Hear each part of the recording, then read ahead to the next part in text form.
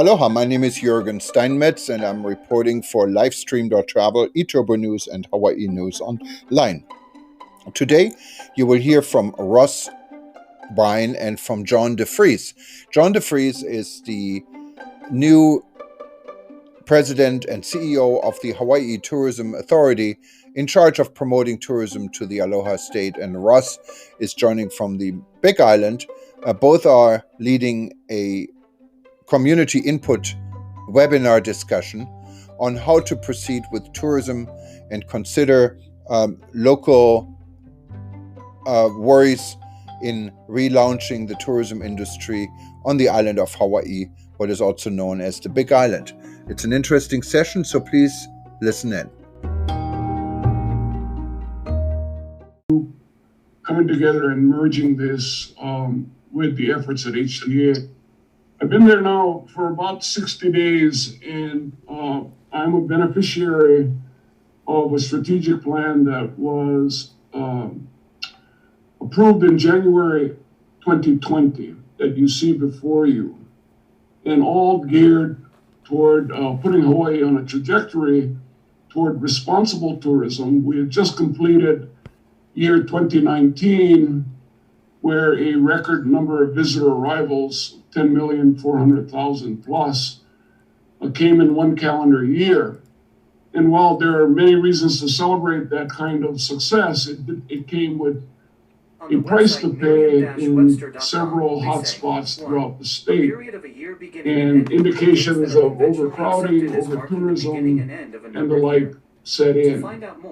And about 2 months after this plan was adopted, the pandemic hit in March, and that altered the plans for everyone on this particular program today. So let me take, I don't know what the next, Kalani, are you controlling slides? Okay. Maka is, but you can just say the next. Oh, okay, thank you. So the pandemic hit and economic collapse started. We're still experiencing that free fall in the economy. We're still feeling a major public health threat 8.5 months later. And our work continues, and in our thinking, we have refined the objective of responsible tourism and now refer to it in the context of regenerative tourism.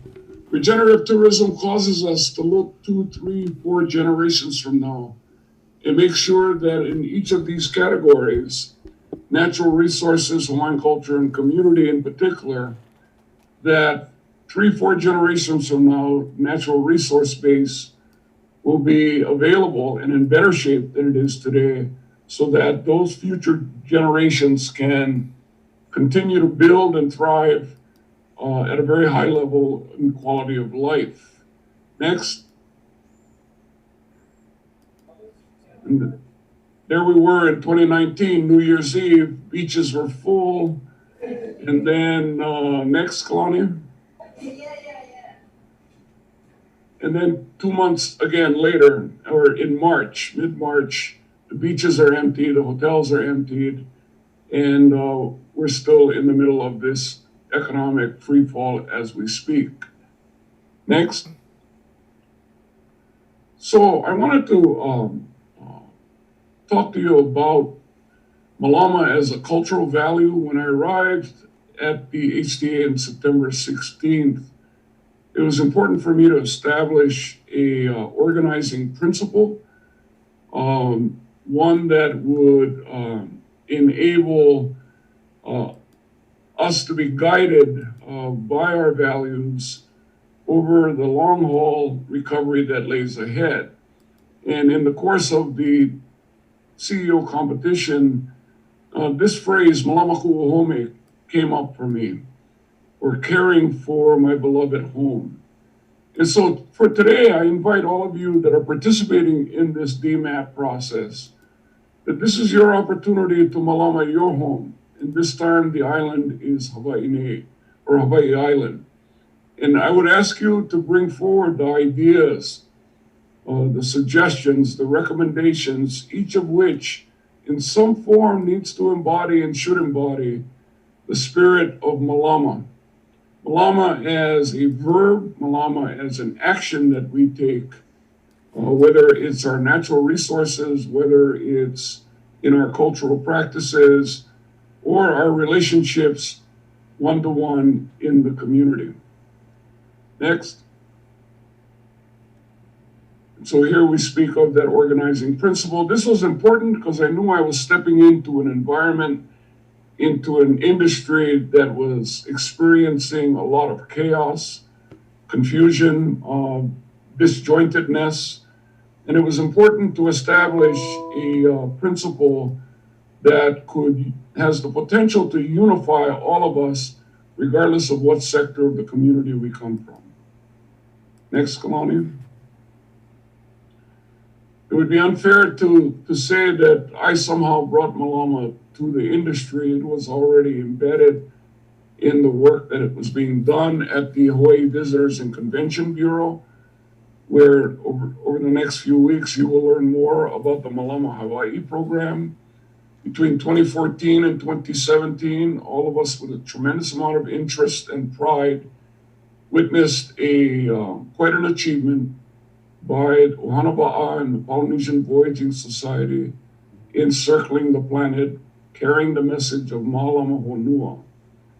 And those of you who are familiar with Hawaii Green Growth and Aloha Plus Challenge will be familiar with the Malama Mandate, which is a statement of asserting self-responsibility and the steps that we take as individuals to Malama Hawaii and move Hawaii toward a more sustainable future. Next. And so you see in the middle there, the strategic plan I was referring to. If you're not familiar with it, you can access it on the HTA website. In it is embodied a commitment to the Aloha Plus Challenge that you see in the top left-hand corner that commits Hawaii and the 4 counties. A commitment made in July 2014 to 6 goals in sustainability. And the Hawaiian Tourism Authority has integrated that into the strategic plan. The Aloha Plus Challenge is also a reflection of the Sustainable Development Goals that was ratified by the United Nations September 2015, or roughly 15 months after Hawaii had already established the Aloha Plus Challenge. The top right-hand corner is a graphic and an approach taken by our parent agency at the Department of Business and Economic Development and Tourism. And then in the bottom right-hand corner, the Aina Aloha Declaration, Economic Futures Declaration, which many of you will be familiar with. We have one of its co-authors on our team at HTA in the form of Kalani Ka'anana. In June of 2020, the board of the Hawaii Tourism Authority unanimously made the decision to become a signatory to the Aina Aloha Economic Futures Declaration. Next. And so as I look to the future, I get great inspiration, albeit I'm not an ocean voyager myself. I get tremendous inspiration from the achievements over the last 40 plus years of Hokulea. And we very much are on a voyage next, not unlike that taken again back in 2014 of going around the world. This time, all of what we learned over 40 years of voyaging and from going around the world, we need to now bring home, apply it to our state and apply it to each of our individual islands. Next. Here you see more of the achievements that were brought together and the news recently of an upcoming voyage in 2022, Moana Nui Akea, that will circle the Pacific Rim. Oddly enough, that voyage that is upcoming is longer than going around the planet. Next, Kalani. And so in this economic recovery, we are on a voyage of recovery and rediscovery, where we're going to have to turn to our ancestral knowledge, our ancestral traditions, in addition to all of the tools that we enjoy in the visitor industry that are related to science, research, and technology. And so for us going forward, it is in fact a voyage of recovery and also the rediscovery of our authentic identity, an identity that we want to project around the world in our branding efforts that accurately reflects the Hawaii that we want the world to know and we are prepared to share with the world. Next, Kalani.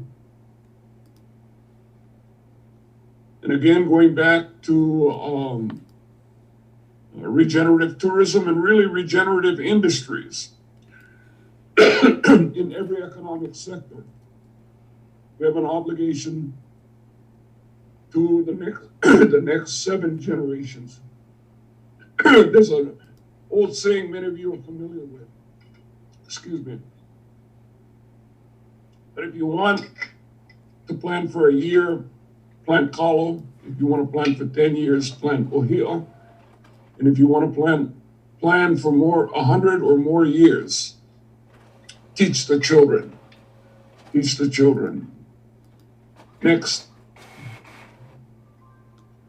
And so back in October 15th, when Trans-Pacific travel was reopened, at a governor's press conference, I made the statement that a perfect scenario would be a fully vaccinated world.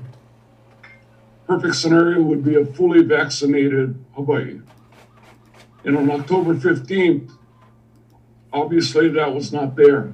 So everything less than that begins to feel and appear to be an imperfect scenario that's being implemented by well-meaning, very caring group of people, but we nonetheless are imperfect ourselves. And so as we move forward, much of our time is in correcting our course. I asked one of the navigators, Nainoa Thompson, what would happen if I left Hawaii on a voyage with you and we were 1 degree off and we didn't correct that alignment? He said if you started out 1 degree off heading for Tahiti, by the time you got there, you would be roughly 45 to 50 miles away. And you wouldn't see the island, so you wouldn't even know you missed it. Much of our work since October 15th and going forward is to try and correct, make course corrections as we go. And the stakes are very high because we're dealing with a public health threat. Next.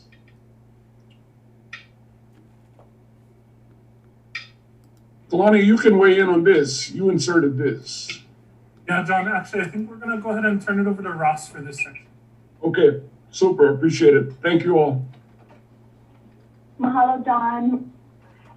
Before we begin with Ross from the Island of Hawaii Visitors Bureau, just wanted to point out 2 things. One is if you have any questions, please use the chat to ask them. We'll be going through the questions and doing a little Q&A. Also, the session is not being recorded, but we will be putting up the presentation on our website, as well as answers to the Q&A following. Thank you. So with that, I'd like to introduce Ross Birch, Executive Director, the Island of Hawaii Visitors Bureau. Mahalo, Caroline.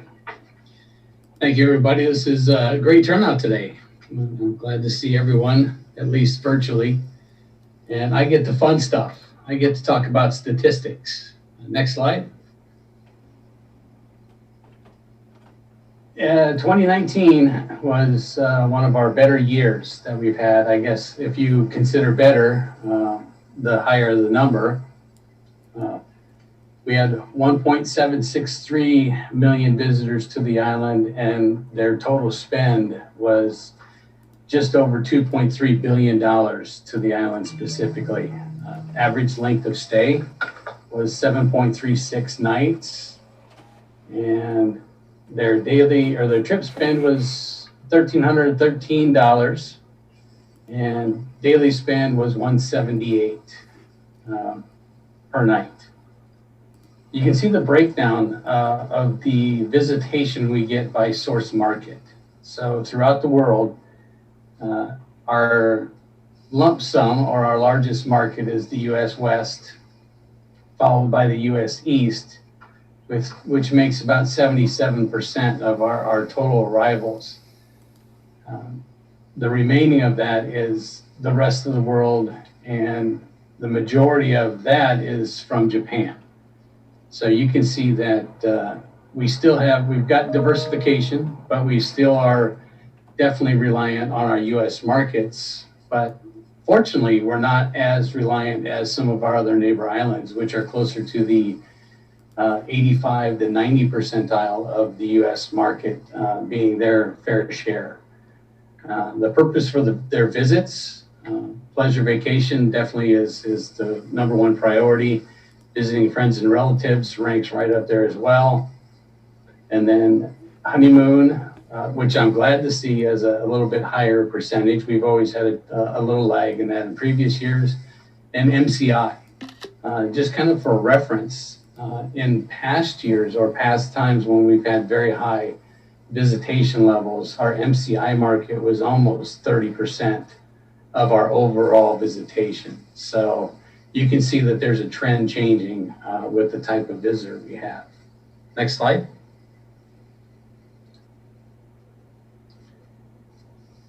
So through the years, we've been actually very good at the overall satisfaction ratio. It's always been at the 90 percentile plus for overall satisfaction.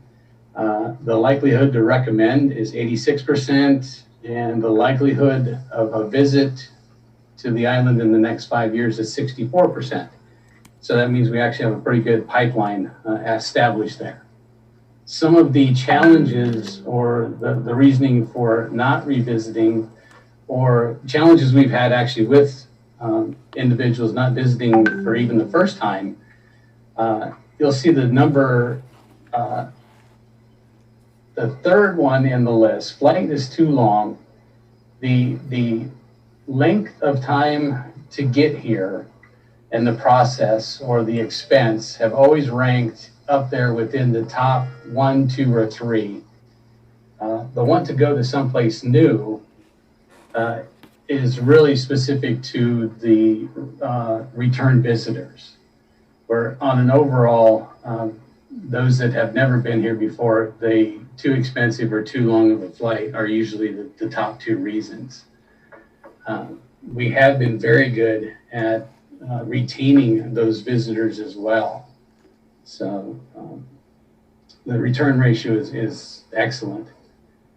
The places we really need more improvement, and this is really something that's kind of popped up in the last few years, is the traffic, the congestion, the driving conditions on the island, and the rental car experience actually have all kind of popped up as the higher and higher demand for people doing their own self-driven vacations, and the demand on the rental car companies has really seen kind of an over flooding, and that's why their experience is a little bit challenged. And then driving, we've made some great efforts in the infrastructure, but although we still need a lot of work to go beyond that. Next slide. So these are some of the newer statistics that we've been looking at. And this is the resident sentiment side throughout the years. And year over year, it looks like the tourism has brought more benefits than problems. That's definitely has increased very slightly. The positive impact that tourism has on you and your family has actually dropped pretty drastically between one year and the next, and then even more so, the island being run for tourists. You can see that there's a trend that it's more and more, or actually the opposite way. It's showing that it's not as being run specifically for the tourists. Again, traffic problems are in the top percentile. That's felt on both sides, from the tourism standpoint and from a resident sentiment standpoint. And then you'll see that no respect for the culture of the Aina, damage to the environment, overcrowding, cost of living are all kind of right there as equal challenges and definitely things that are in consideration as we move forward. Next slide.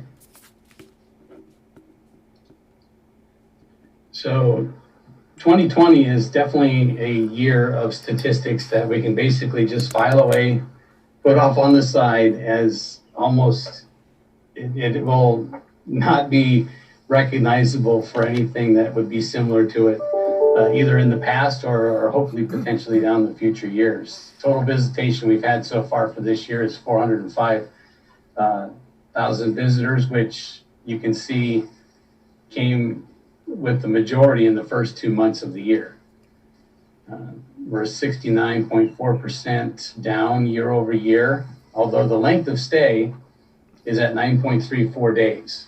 I think a little bit of the 14-day quarantine, and I think the reasoning for coming to the island really had an effect on the total length of stay we had from a visitation standpoint. And then you can see our job loss since the pandemic has started, and the majority of those jobs being lost are in the accommodations market, food services, arts and entertainment, transportation, all the things related really mostly to the tourism industry as well. Next slide.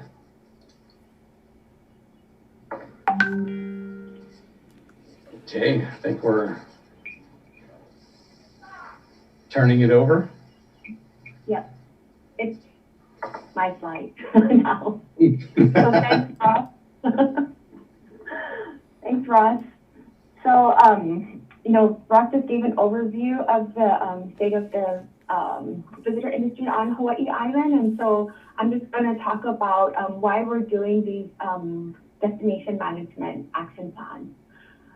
So, as John had mentioned, the HTA in January approved our strategic plan, and in that plan, we wanted to focus more on destination management.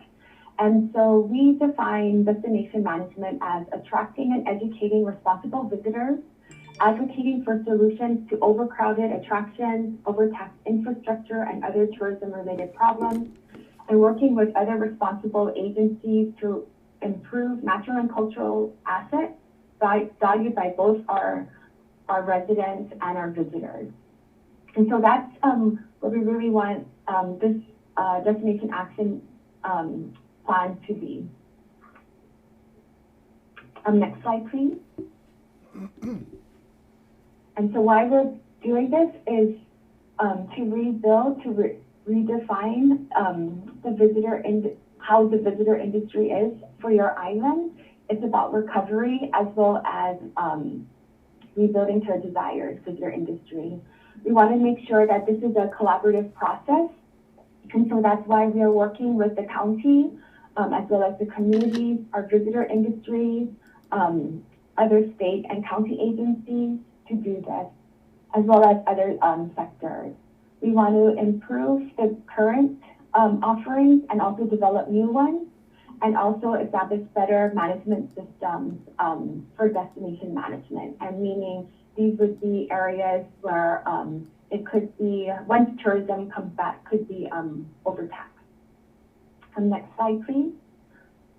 And what we really want to get to is identifying that appropriate balance between the economic benefits of tourism and the impact that it has on the local services, natural and cultural resources, and our residents' quality of life.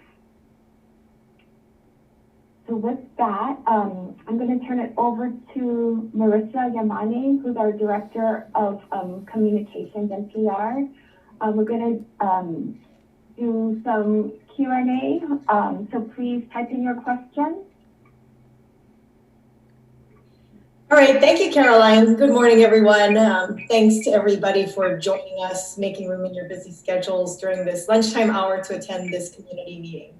Again, I'm Marissa Yamane, the Director of Communications and Public Relations for HTA, and hopefully you folks are familiar with the chat feature on this Zoom. So if you look at the bottom of your Zoom screen, there's a button that says chat, and then you can enter questions, and we'll be hopefully answering as many questions during this Q&A part of the meeting as we can get to, but don't worry if your question isn't answered immediately, because we are going to have some breakout rooms during this meeting. It'll be a little bit more intimate, I guess as intimate as you can get with Zoom, but you'll be able to ask more questions there in a more personal setting. And if, so far we really don't have too many questions, but I'm sure, as this Q&A session for about 10 minutes or so goes on, feel free to continue to ask questions, and we'll try to get to them. And so far, okay, so we'll take a look at the first one that Corey Harden said, has anyone ever calculated the cost of tourism, building airports, harbors, good roads, nice parks, etc., dealing with trash? Tourists produce more than locals. More police, more emergency services, loss of use of land that host hotels instead of being used for growing food locally. I know that Ross just sort of touched upon that. I'm not sure. Ross, would you want to touch on that further? Thanks, Marissa. I don't think we've had a specific study on a cost with a specific number to it. When it does come to the usage and all of the impact in these specific areas, it is a two-way street. It is both tourism and a residential situation. And part of this process, I was doing some research to kind of look back at the impacts we've had. And just for reference, the numbers are numbers, but if you don't really know what they relate to, it's kind of hard to understand where you're at and where you stand. In 2007, we had almost 1.76 million visitors to the island, or 1.72 million visitors to the island during that date, and the infrastructure was far less than what it is today. Between then and now, we've had about a 2.5% increase in visitation and about a 16% increase in population. So we've gone from about 174,000 people to about 201,000 people on the island in the same time period.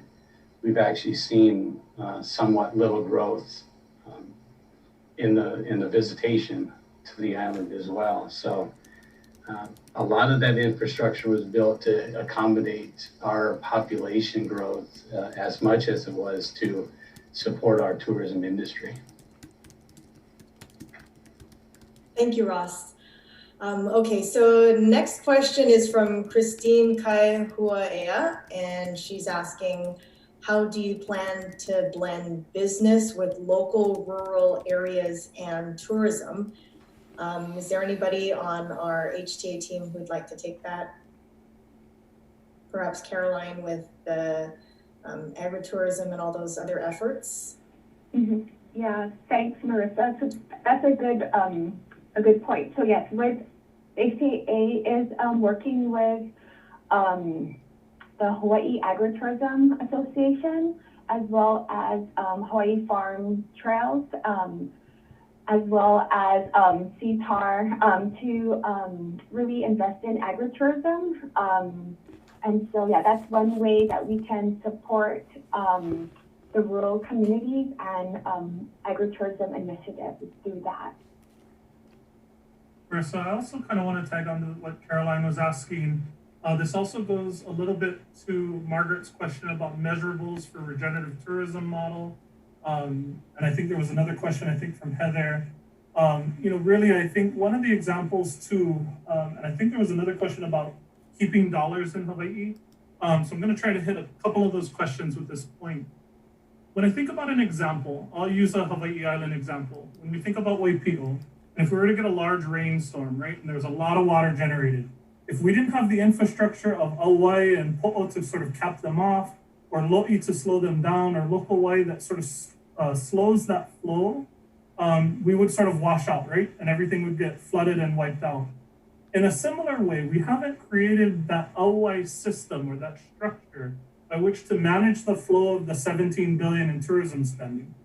We haven't been able to build the infrastructure to divert those dollars to community-based organizations, small businesses, local farms, producers, handicrafts, all of those things, right? And so that water and that money kind of just washes right through Hawaii and back out.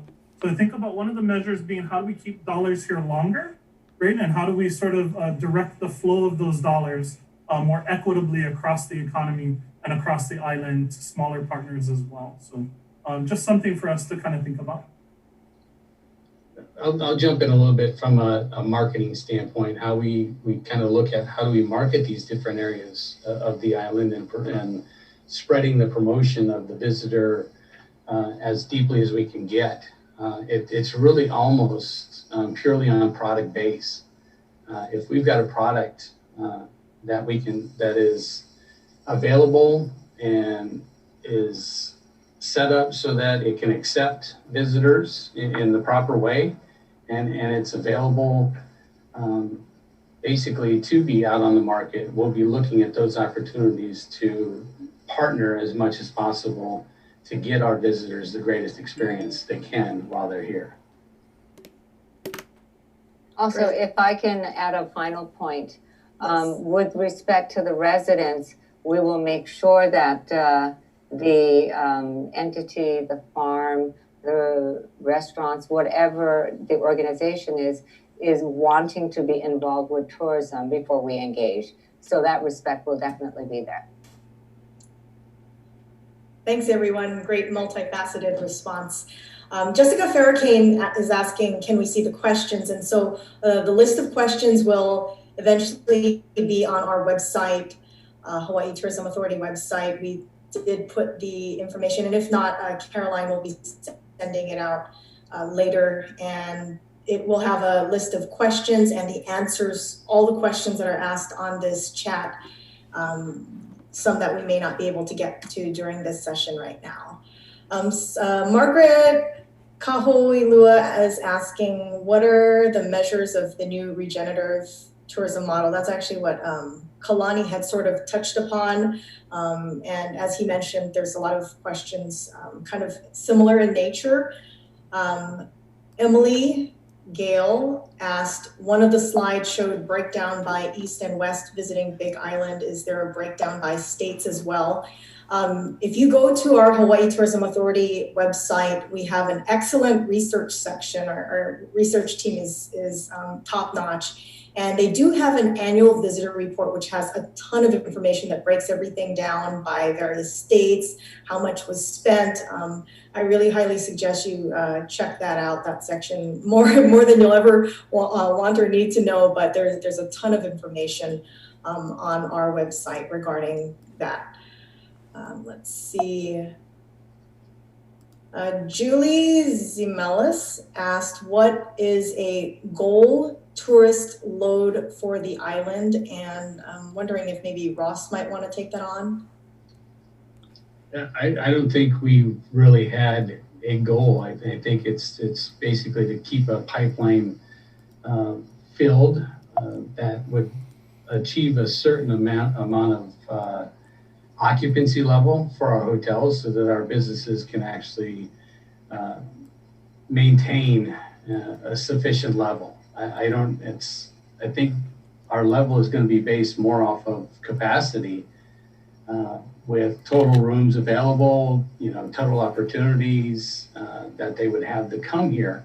I think managing that a little bit more will be the key to finding what that prime or that perfect goal number would be for us. Yeah, Ross, thanks. I just want to jump in, Marissa, too. I think that's the perfect approach, right? Quite simply, there aren't mechanisms. So many people, as we've done these meetings across the state, have asked us, why can't we just stop the airplanes from landing? Why can't we just put a cap on as a hard number? And quite simply, U.S. constitutional law prevents that, right? There's the Interstate Commerce Clause and freedom of movement between states. So we got to think about the context. And for all my Hawaiians out there, I get it. There's some context around that, right? The other part of this, I would say, is quite simply, if you don't know one place for sleep, you're not going to come. So those decisions about room nights and available visitor accommodations are really at a county level, at a planning and zoning level. And so that's the mechanism by which I think you can manage where, how many, and all of those things happen with your county government. Great, thanks so much. And that also sort of answers Shayna Logan's question which is, would there ever be a cap on tourism? Let's see, Meredith Buck asked, is HTA aware of Bhutan's model for tourism, high quality, low traffic? If so, how does this inform HTA's decision-making moving forward? And Jürgen Steinmetz actually responded with a great response, which is that Bhutan is charging a minimum spend per day fee, such as a visa fee. I think it's maybe $250 a day or so. And unfortunately, under US law, such an approach is not legal. So that's a great answer there. Marissa, just a point to that, though. You know, although we couldn't charge a visa fee and sort of cap it in the way that Bhutan can as a small kingdom, again, context, right? For all the Hawaiians on the call. The other side of this is that there was legislation introduced at the state legislature last year for a green fee that would basically assess a small green fee for conservation and natural resource management to any traveler coming into the state. And so the bill didn't make it with COVID because the session sort of ended abruptly. But there is a lot of movement and a lot of conversation around a green fee that could mimic something like a visa fee to be able to generate revenue for natural resource management, conservation, and mitigation of visitor impacts.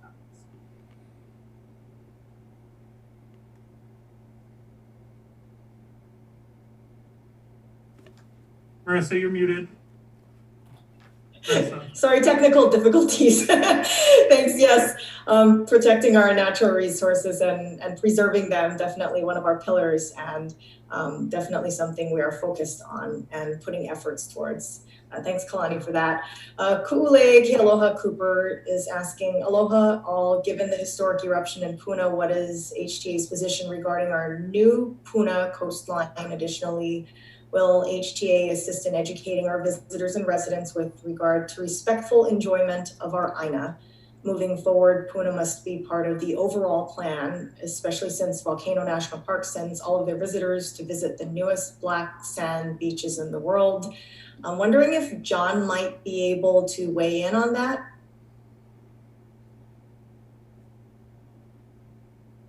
And even maybe some of our county partners too.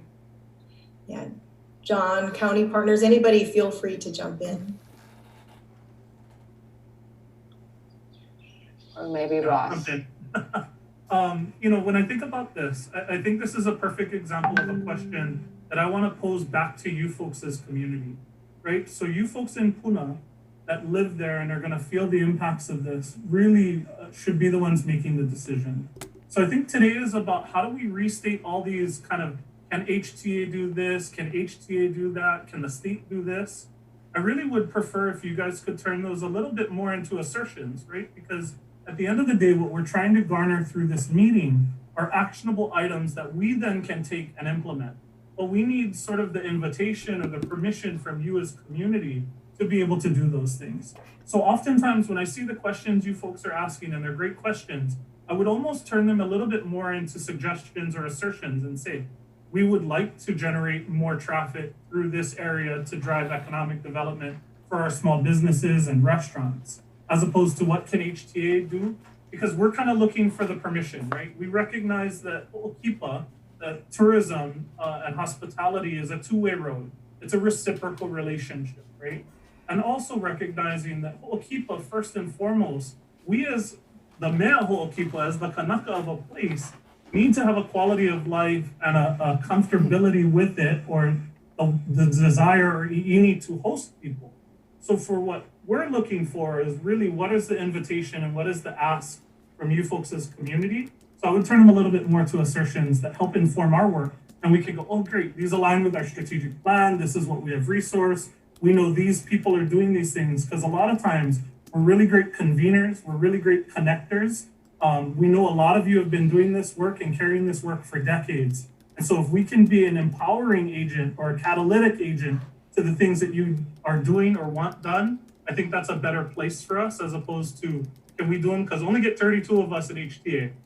So I would just encourage you folks to help us by inviting us or giving permission to do things. Thanks, Kalani, and I wish we could continue this Q&A because some really great conversation. But producer Caroline basically says we got to wrap up. So again, we will be going into breakout rooms where it can be we can continue this conversation on a more intimate level. But okay, Caroline, you can take it back. Thanks, Marissa. I'm just trying to, we have so much to cover in a limited amount of time, but please know all the questions that are being asked, we're going to be writing out responses and putting it on our website. Because we know that, yeah, we came here to get some answers and we're trying to do that here. So with that, I'd like to turn it over to my fabulous colleague, Frisha Ceballos, over at the County of Hawaii to cover the next couple of slides. Thank you, Caroline. Aloha, everyone. I'm Frisha. I work in the Department of Research and Development with the County of Hawaii. I wanted to go over real quick the process that we've been working on to develop this DMAP actions. Next slide. First, I wanted to acknowledge our DMAP steering committee members who represent a variety of stakeholders, industries, as well as community groups around the island. They also represent culture practitioners as well as natural resource stewards. So mahalo to all of our steering committee members for helping us through this process and providing input and guidance. Next. So quickly, I wanted to draw alignments amongst all the plans that are out there in the government world and that we keep sharing with communities time to time. So the county has been working really hard with the Hawaii Tourism Authority to make sure that it's in alignment with the recently launched Hawaii Island Tourism Strategic Plan. This island, the TSP, as I'm going to refer to it, outlines the goals, 4 goals: responsible tourism, Kona-based communication, infrastructure, and place-based education for residents, as well as their objectives and high-level actions to implement those goals. This TSP guides the county's work with the visitor industry as well as with communities island-wide.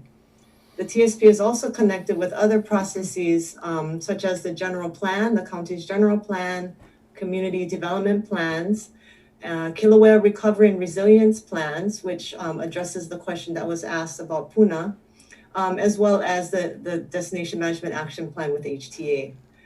Just for clarification, the county's role is to connect sectors and government entities, connect communities, facilitate meetings, as well as provide technical assistance and grant support when appropriate. Most important, the county's role is to build a network of community and industry folks to achieve the TSP vision, which is Ola Ka'aina, Ola Ke Kanaka, healthy land, healthy people. HT is an important role in this network, and it provides expertise in marketing, product development, as well as destination management. The HT DMAP is a part of this TSP implementation, and we are working really closely with our TSP cohorts, which you see on the slide here, that represents each of the 4 goals of the TSP. They are active community-based stewards of the TSP and can be and will be, hopefully, for the DMAP actions. Cohort member roles are to serve as a network leader that helps to increase community involvement and awareness of the TSP and DMAP actions, as well as the implementation and resources that are available to communities.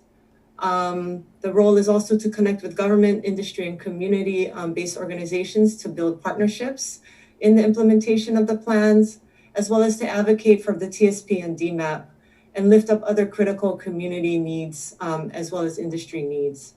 Next.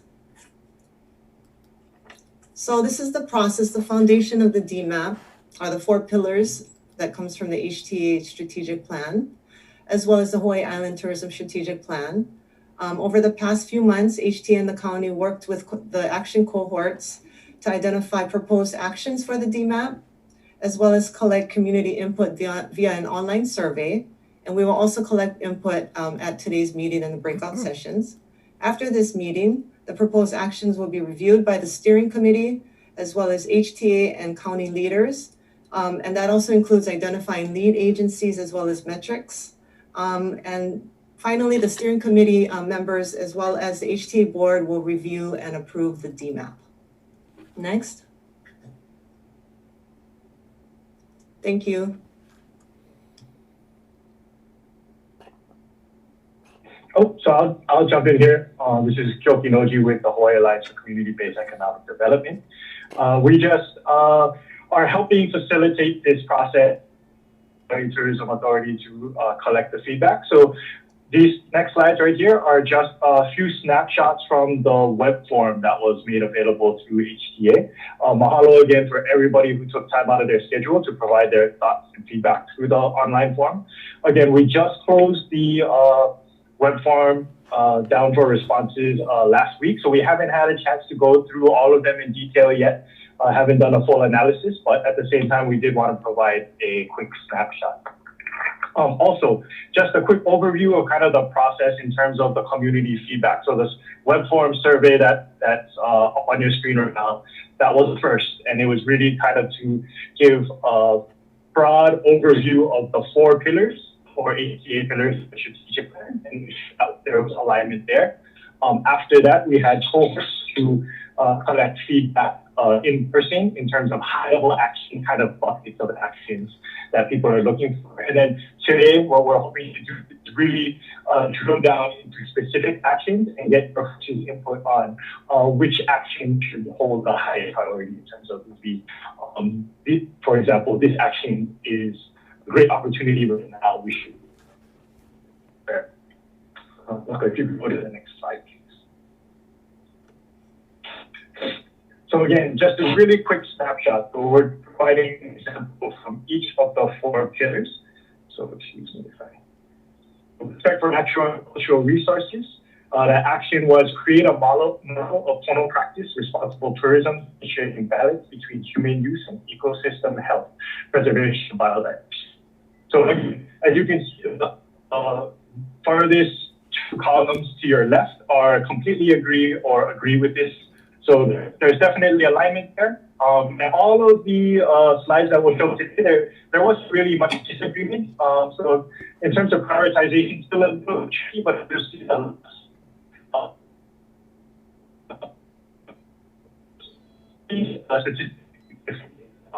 higher response there. So Marco, if you could go to the next one, please.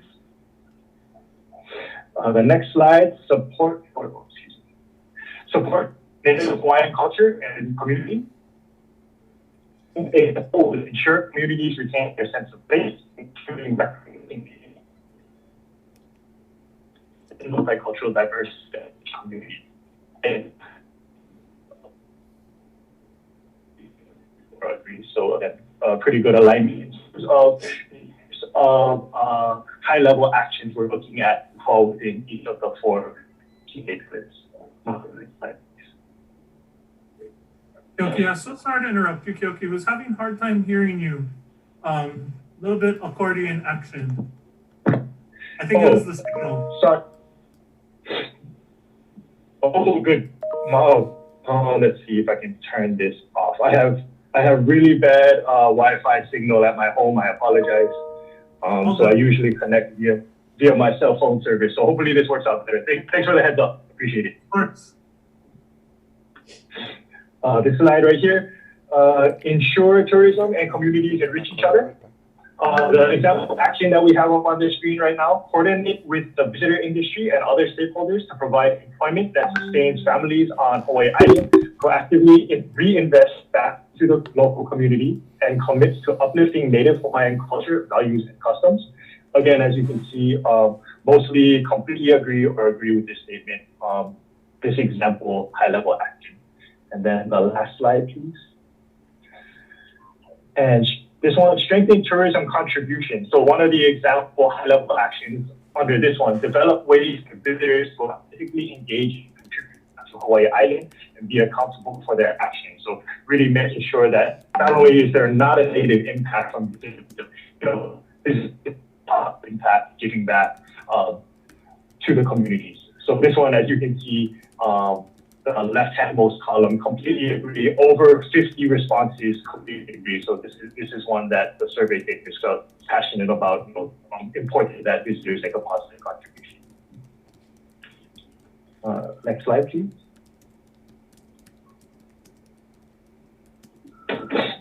And then, Caroline, should we just jump into the description of the breakout sessions? Yeah, that would be great. Thanks. So what we're going to do next is we'll be breaking out into 4 breakout sessions by each of the HTA 4 strategic pillars. Super simple. We're going to have one slide that shows the high-level action that was prioritized again by the cohort meetings that we've already helped to facilitate. And then on the right-hand side of the slide, you'll see coming up is all of the sub-actions that were, or actual tangible actions that were recommended or highlighted by community members and stakeholders. So again, maybe in your office's opinion, through a survey that we've created, but also through the breakout conversation about which of these tangible actions should be a priority for the island moving forward right away, and then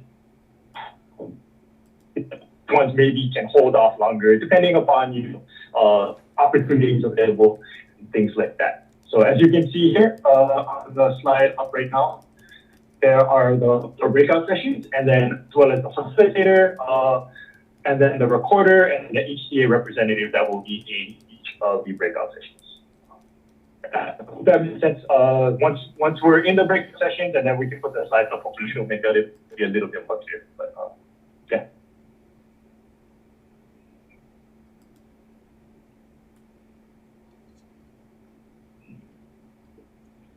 Thanks, Kyoki. So please bear with me. I'm going to start breaking out everyone into their groups, but I'm doing my best to actually move everyone into their specific group that they wanted to be in. So I'm going to start doing that. And if you're still in the room, please know that you will eventually be brought into the meeting room that you requested to be in. So with that, let me start opening the room.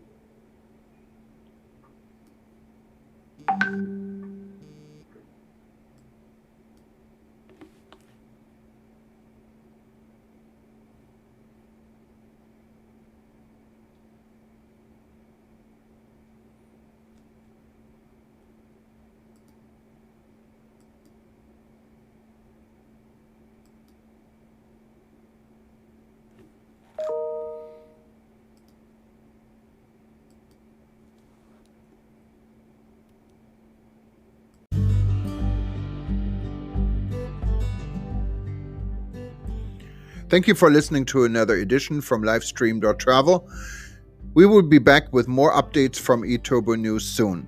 If you have any questions or you like to be featured in one of our upcoming editions, simply go to livestream.travel and click on Contact.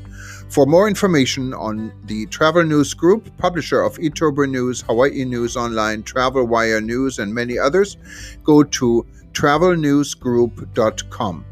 Thanks again for listening. We'll be back soon.